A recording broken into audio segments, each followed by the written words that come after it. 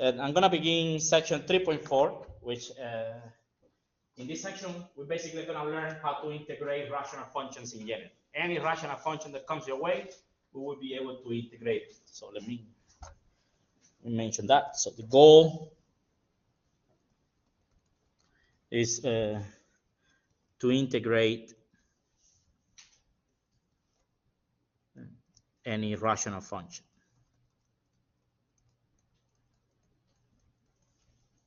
In other words, if you don't remember, a rational function, so a rational function is a function of the form P over Q, where P and Q are polynomials, okay?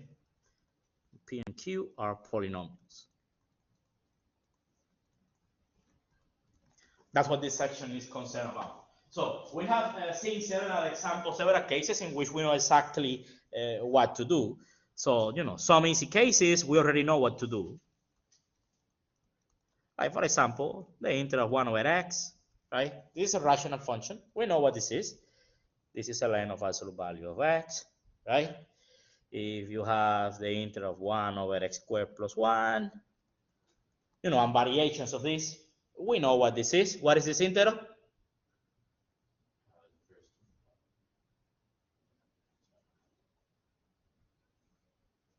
You just did an exam on this. This is inverse tangent, right? This is inverse tangent of x, you know, and variations of this, and so on. So we already know how to, and you know, anything that can be done with a U substitution, an easy U substitution, also enters here.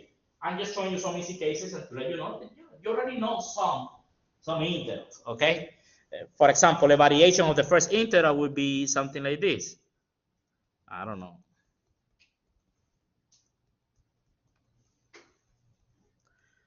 And then I'm gonna do this. What is this integral?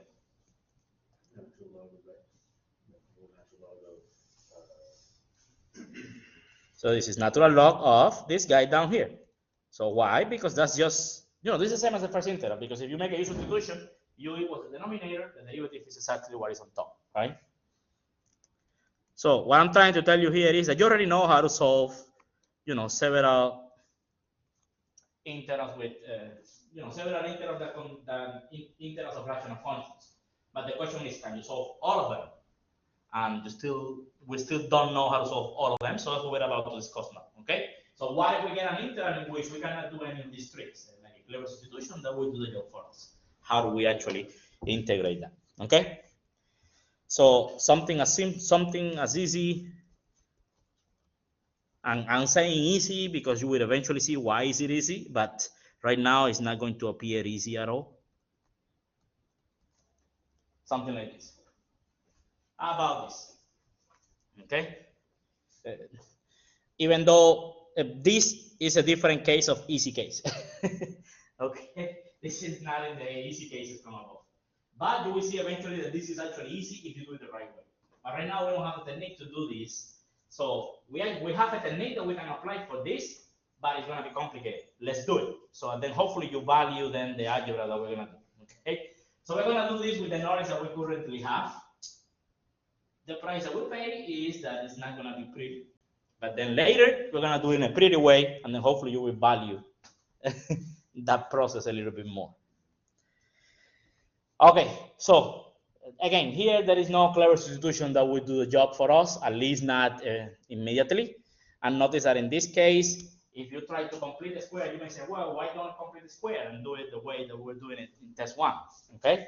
Yes, that's what I'm about to do. Let's complete the square and let's figure out what happens, okay? All right, so completing the square, we get, let's see, x squared plus 5x plus 6. So what I need to do is 5 over 2 and then square it. So I need to add 25 over 4, but then you need to subtract 25 over 4, right? Remember, you have to take the leading coefficient and the middle coefficient 5 divided by 2 and square it. That's where the 25 over 4 is coming from, okay? So this becomes x plus 5 over 2 squared, and then 24 over 4, so minus 1 over 4, right? 6 minus 25 over 4, that's negative 1 over 4, because 6 is 24 over 4. So 24 minus 25. Okay, so this integral now becomes the integral of 1 over x plus 5 half squared minus 1 over 4. You know, unfortunately, if this would have been a plus 1 over 4, it was our lucky day, because then we could do an Artanian integral, right? If it was plus, then you factor out 1 over 4, and then you do it in Artanian, like we did in test 1. Unfortunately, it's a minus, so we cannot play that game. But we still have the knowledge to deal with this. What can we do here? Separate the groups. How? Oh, wait, yeah. Be super careful. If it was in the top, yes, but it's not in the top, right? You cannot break this fraction. Eventually, one of the things we're going to do is we're going to learn how to break this fraction, by the way. But that's what we're going towards. But right now, what we know is we can use the previous technique. We can use a trig substitution here. You don't see a radical, but I already showed you how to impose a radical if you want. You can force a radical to appear whenever you want. Okay? So, for example, I can rewrite this as the integral of, let me put it down here. I can rewrite this as the integral of 1 over the square root of this. But then, of course, we need to square it, right? Remember, the radical was not there. We are putting the radical. We need to take it away. Are we okay with this? Mm-hmm. Okay. So now I'm going to use a trig sub. Okay? All right. So for the trig sub, let's put a triangle. Here is theta. So the hypotenuse here will be x plus 5 half. Yes? One of the legs. What's one of the legs? 1 half. Good. Let's put it here. 1 half. And then the other leg is going to be the radical.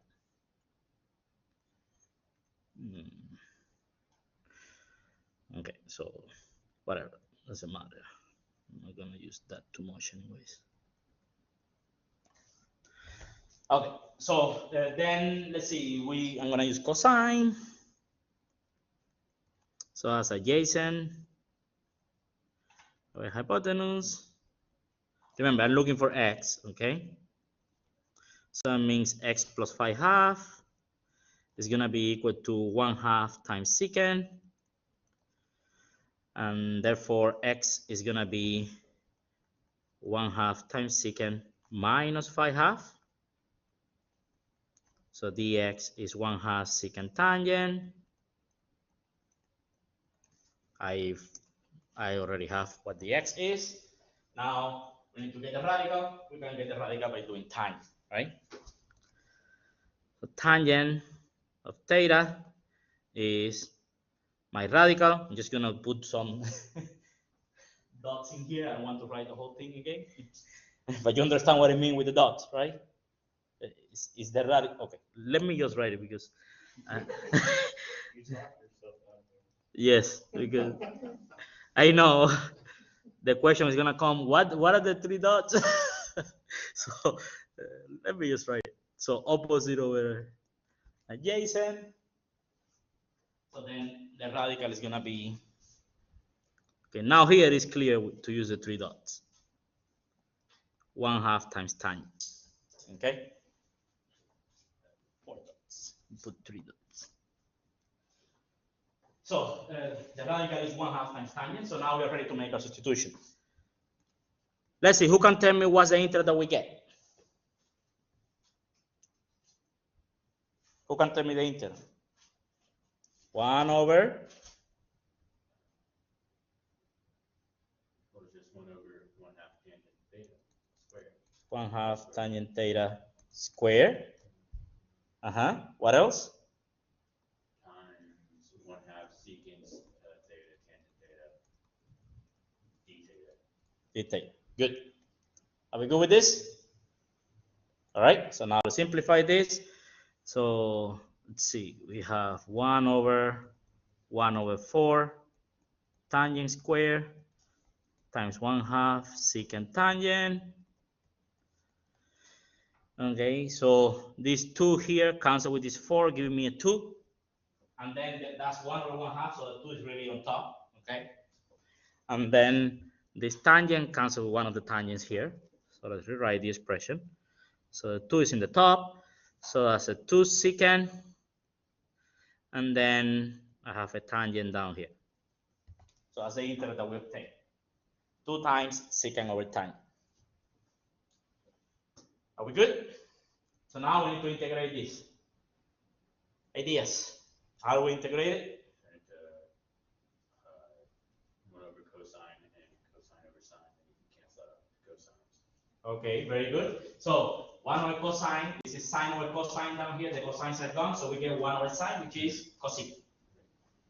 Good. So we can rewrite this as, so we can put the 2 out. So 1 over cosine, and then tangent is sine over cosine.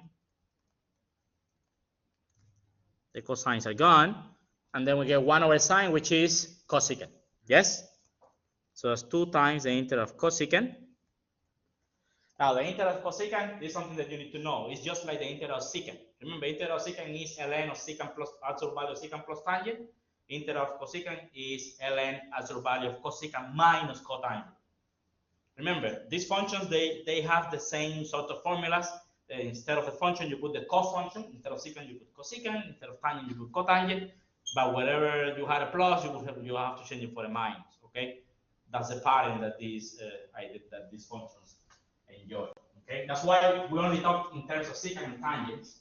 But the same thing that we did, you can do it with cosecants and cotangents, but you have to put minuses where we didn't put because of the identities. Okay. Remember that the derivative of cosecant is negative cosecant times cotangent, while the derivative of secant is just secant tangent, positive, right? But hopefully you see the similarities there. So anyways, this is something that you need to know, that the integral of cosecant is ln of absolute value of cosecant minus cotangent. Okay? If you don't know it or don't remember, just write it down now and put a big note. Remember this. It's the same way that integral secant pops up, as you can see, integral of cosecant may pop up. And then, what do you do? So, you need to know this. Okay, so we have this. Now we need to go back to x. So, we're going to use a triangle for that, right? So, what's cosecant according to our triangle? So, we get 2 times ln of. So, what is cosecant? So, sine is the square root over x plus pi half, right? So cosecant is hypotenuse over opposite, okay? It's 1 over sine, remember, hypotenuse over opposite. So it's gonna be x plus phi half over that square root. Now, if you don't mind, I don't want that completing square business anymore because I don't need it. So I'm gonna, instead of that, x plus pi half squared minus a quarter, I'm going to write instead x squared plus 5x plus 6. That's the same thing. They are equal, right? This guy equals this guy. We only did the complete square, so we could make sense of substitution, but now we don't need it anymore. Okay? So I'm going to be writing x squared plus 5x plus 6.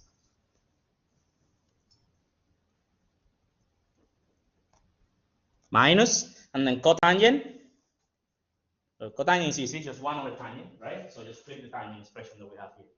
So cotangent is going to be 1/2 over the radical. So it's 1/2 over the radical.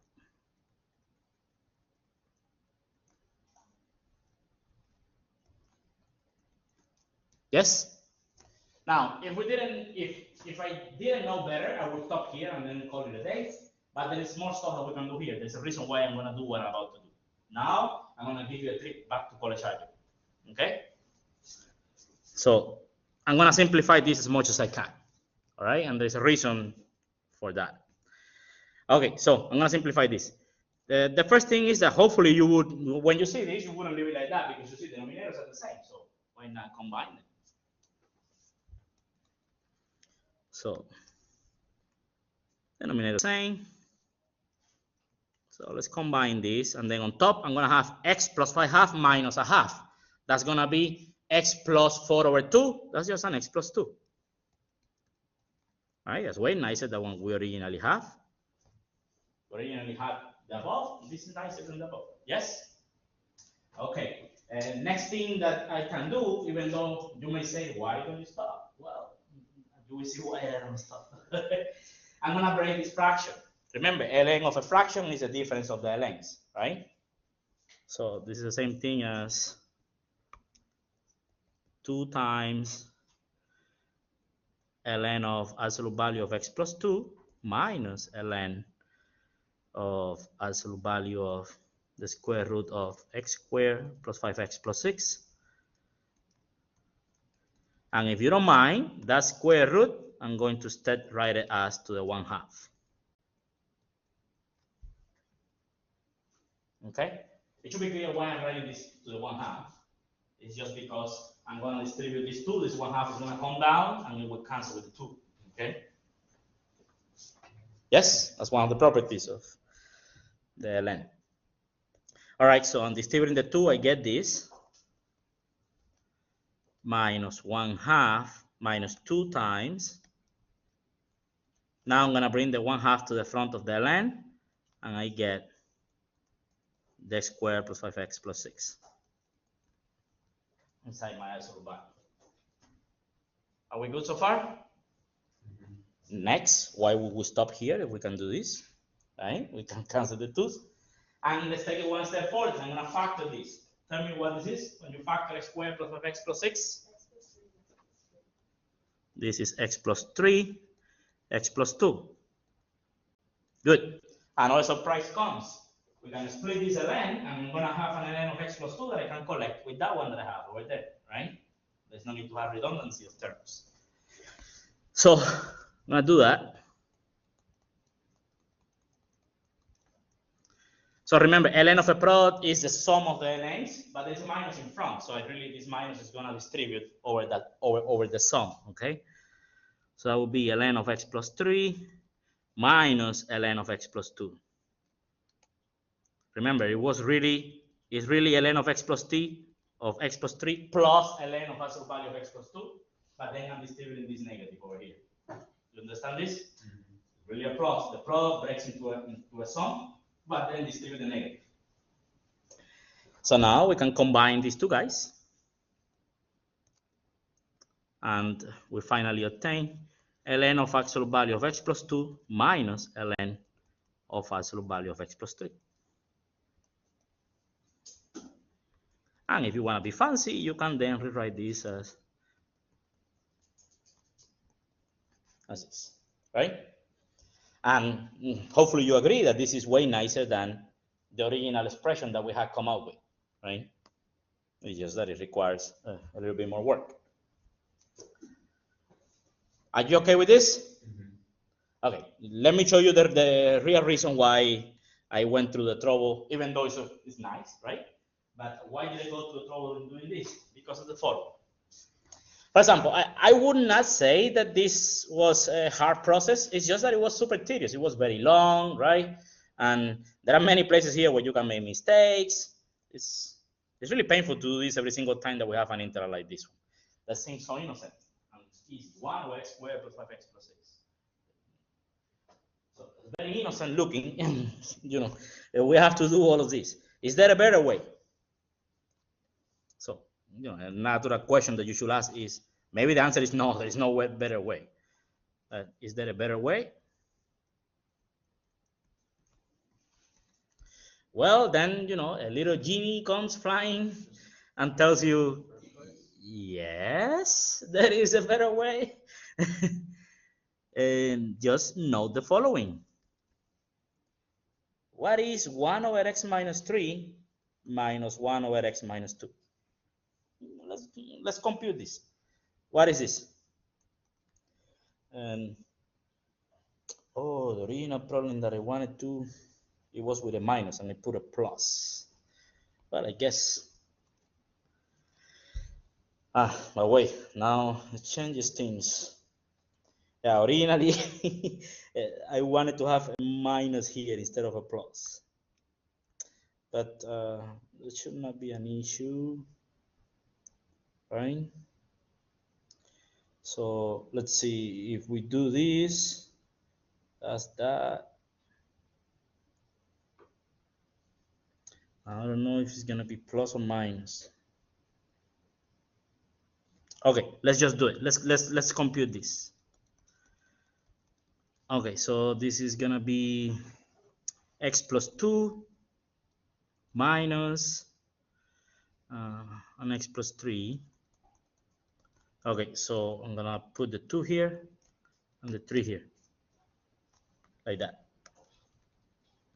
Okay, so now we're good. So the second Gini comes and tells you, look at the following: 1 over x plus 2 minus 1 over x plus 3. Let's calculate it. So we find the LCD, which is the product, right? Then this is gonna be an x plus 3 minus an x plus 2. And what is this? What is the numerator equal to? That's just 1, right? The x's cancel, and then you get 3 minus 2. So you get 1 over x plus 3 times x plus 2. But who can tell me what is this? This is just 1 over x squared plus 5x plus 6, right? If you knew that our function can be written like that, then you know, this was a super easy problem. Then this integral, you will say, well, look, the Gini told me this. So we know this, right? The two things are equal. And now, what's the integral of 1 over x plus 2? ln of the absolute value of x plus 2. And what's the integral of 1 over x plus 3? And you're done. Right? So really, you know, the question is, well, okay, yeah, very good, but how do I know this? Right? How do I figure this out? Well, that's what we're going to learn in this section, how to do this. Because, you know, you don't want to be doing that thing above every single time, okay? And sometimes it's not possible to do what we did above, or it's 5 more pages than what we just wrote, okay? So you don't want to go through that. But you know, if you learn how to do this process of getting a rational function and split this into simpler rational functions, then you change your integral for simpler integrals that relate to the easy case that I mentioned above, and then you can quickly solve. This process in writing this function, this rational function, as a difference in this case of these two simpler ones, this is called a partial fraction decomposition. Okay, and that's what we learned in this section. How to do that process, and of course, we're going to do it in general for more complicated cases, etc. But hopefully now you will appreciate what we're about to do, okay? Because what we're about to do is not that it's hard, it's just that it's tedious algebraically. Sometimes it's easy, like this case, it would be quick and easy. But if you have an arbitrary rational function, because you have to solve a system of equations, and solving a system can be pretty tedious depending on the numbers that you get. Okay, could be very easy or could be very tedious. Anyways, that's what we're doing. We're going to learn how to break fractions, like rational functions, into simpler ones, so that then we can easily integrate. Okay, that's what we're about to do. Any questions? So let's see. We don't have too much time, so I guess I'm going to show you how we can break this up. Okay, how we could figure out that 1 over x squared plus 5x plus 6 equals 1 over x plus 2 minus 1 over x plus 3. You know what the Gini did behind the scenes. And now you will be the Gini. Right? So, note. Here is what we do. I'm going to explain this carefully on Thursday, okay? Now I just want to give you an overview so you see how this works. Okay, so we have 1 over x squared plus 5x plus 6. And what we want is we want to break this into simpler functions. The first step is that we need to always factor the denominator. Okay, so you factor the denominator completely. In this case, this is x plus 3 and x plus 2. Okay. Now, by the way, there is a theorem from algebra, you learned this back in pre-calculus, that every polynomial can be factored as a product of linears, but this is if, of linear polynomials, but this is if you allow complex roots, right? So if you don't allow complex roots, we're not dealing with complex numbers now, then every time that you have a complex root, remember it comes with its conjugate, If you multiply those two linear factors, what you get is an irreducible quadratic. You get a quadratic polynomial that's prime. Just think about x squared plus 1. X squared plus 1 can be factored as x plus I times x minus I. But, you know, we don't want to think about I because we're not dealing with complex numbers. So instead of that, you write as x squared plus 1, and we say that's irreducible or prime. Irreducible and prime is the same. Every polynomial, regardless of the degree, can be written as a product of linears or irreducible quadratics. In this case, we factor this as a product of two linears. Okay. Step 1 is factor completely. Now, step 2, and this is where I guess the creative part comes, which is to realize that every time that you have something like this, there is already a predetermined form that this expression is going to take when you break it up. You're going to learn, this is what you need to learn from the partial fraction decomposition, which I will explain in detail next time. But in this particular case, this is going to be the same as follows. So for each linear factor in the denominator is going to give you a fraction. And because a factor is linear, what you write on top is something of degree less than that, 1 less than this. Because this is degree 1, on top I need to write a degree 0 expression. That's a number, right? So I'm going to put an A here. And then there's no more x plus 3's. Now go to the next one and repeat. Plus, now x plus 2 is linear. So on top I need to put something of degree 0. That's a number, so I'm going to call it B. Our job is to figure out what A and B are. Okay? Now, here we solve a system of equations. I'll show you what's the system. So now what we do is we find A and B. So just look at this part right here.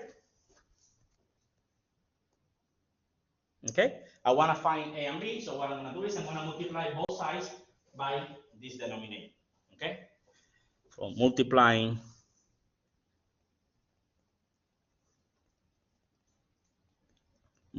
by x plus 3 and x plus 2 gives the following. So the left-hand side becomes 1, right? Because it cancels. Then on the right-hand side, what do I get?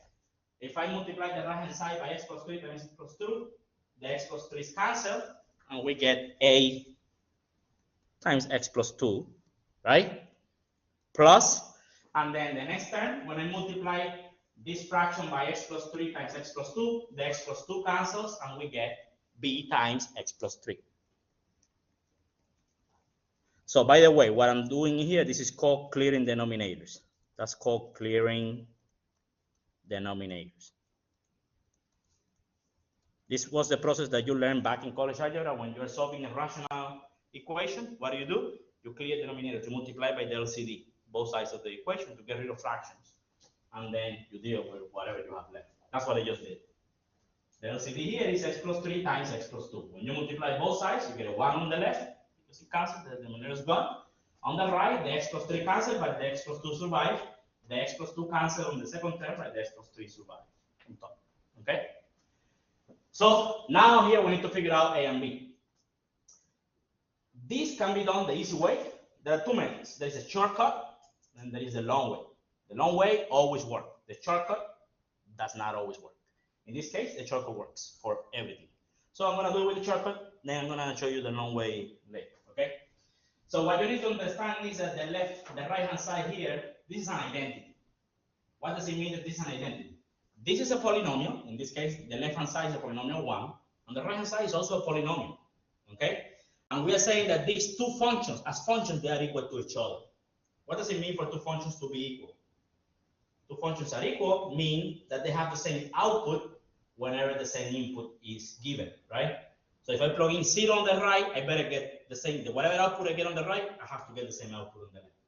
If I plug in 1,000 on the right, whatever output I get has to be the same output as what I get on the left, and so on. They have the same output all the time, okay, when the same input is given. So the shortcut, what it does is, let's pick clever inputs, okay? What do I mean by clever inputs? Let's say that I want to figure out A. To find A, I just need to get rid of B. And how can I make B go away from this expression? If I pick x equals -3. If I pick x equals -3, then this parenthesis here is gone, and the B is gone. And then I get an expression that only has A, and I can solve it. Okay? That's a shortcut. So now I'm going to pick x equals -3, And by doing this, I still get 1 on the left because I'm evaluating now those functions. You can think of left and right as functions now. I'm evaluating these functions at -3. That's really what I'm doing, okay? The left is still 1, but now the right becomes a times -1 plus 0. Do you understand this? Okay, let me.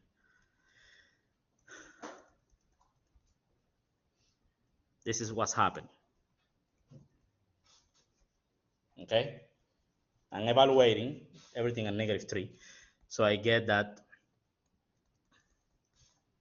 a is equal to -1. Do you understand this? Now, similarly, I can figure out b. What should be a value that we can pick to find b? Good. Now we pick x equals -2, and then we're gonna get that 1 is gonna be equal to the a is gone, and then we get b times -2 plus 3. Do you understand this? Because the term with the a is gone because of the x plus 2. The x plus 2 vanishes, becomes 0. So we get that b is positive 1. Yes? So now that we know a and b, we go here and we say, okay. So a was -1. So this is -1 over x plus 3, and b was equal to 1, plus 1 over x plus 2. Or 1 over x plus 2 minus 1 over x plus 3, which was what the genie came and told you, right? So that's, this is an example of a partial fraction decomposition. That's how the process is called. But this is an easy case, okay? There are more complicated cases. For example, what do you do if, when you factor, let's say that you had a square here, an x plus 2 square. What do you do in situations like those, okay? What if you had an extra factor here, an x squared plus 1? What sort of fraction is going to give us in the decomposition? We need to address all of these things, okay? But we'll do this on Thursday. Okay, so this, what we just did, is called partial fraction decomposition. So if you want, you can take a peek in the book so you can get an idea of what's going to happen. And then on Thursday, we're going to do this process fully. And we're just going to do examples as well. Okay? All right, any questions? By the way, let me just, so I want to mention here that this is shortcut. And then before we go, let me show you the long way. Just so you see what it means, because the long way sometimes is needed, because sometimes the shortcut doesn't give you everything. They just give you a piece, but it's not going to give you everything. If you are here, what do we mean by the long way? Well, instead of picking smart values, because sometimes not even picking smart values will do the job for you, then what we do is the following. We set up a system of equations. How do we set up the system? Just simplify the right-hand side as much as you can. So in this case, this is ax plus 2a, and this is bx plus 3b, and then collect like terms. So I'm going to put the x's together. So that's a plus b times x. So I'm factoring out an x. And then 2a plus 3b. Those are numbers. So in other words, the right-hand side is a linear polynomial, right?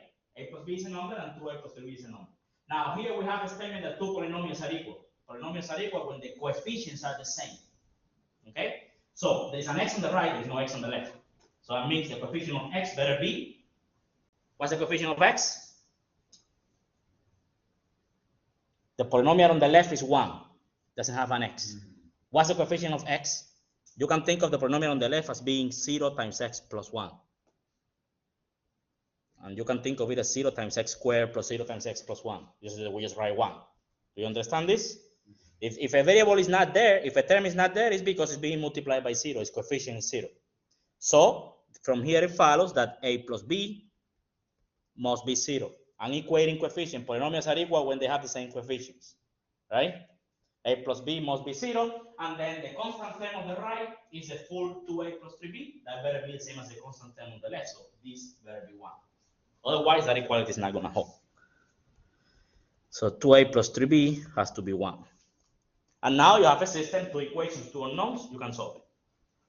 If you solve the system, you will get exactly what we had from before. A is -b, then plugging into a second equation, you're gonna get 2 times negative b plus 3b equals 1, so that's b equals 1, and once b equals 1, then a is negative 1. Because a is negative b, so if b is 1, then a is negative 1. This is the so-called long way. Here it's not really long, but it was a little bit longer than the shortcut, and in general it's way longer because you can have 3, 4, 5, 7 equations here. It really depends on the original expression, okay?